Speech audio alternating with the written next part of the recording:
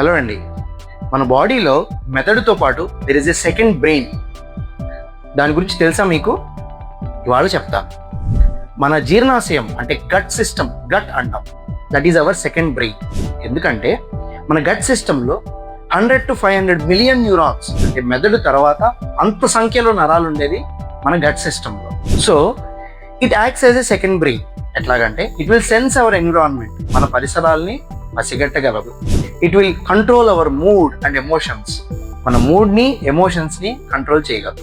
It is autonomous, అంటే మెదడుతో సంబంధం లేకుండా కూడా మన జీర్ణాశయం పనిచేస్తుంది.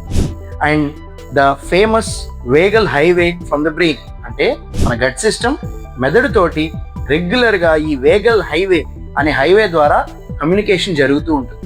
అట్లాగే గుడ్ గట్ బ్యాక్టీరియా, మన పేగుల లోపల ఉండే గుడ్ బ్యాక్టీరియా ఎన్నో న్యూరో యాక్టివ్ సబ్స్టెన్స్ని జనరేట్ చేస్తాయి. సో ఇవి మన మూడ్ని, మెమరీని, ఇమ్యూన్ సిస్టమ్ని, వీటన్నిటిని ఇన్ఫ్లుయెన్స్ చేస్తాయి.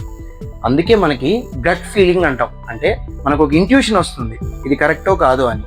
సో దాన్ని గట్ ఫీలింగ్ అంటాం, ఎందుకంటే గట్ అనేది మన సెకండ్ బ్రెయిన్ కాబట్టి.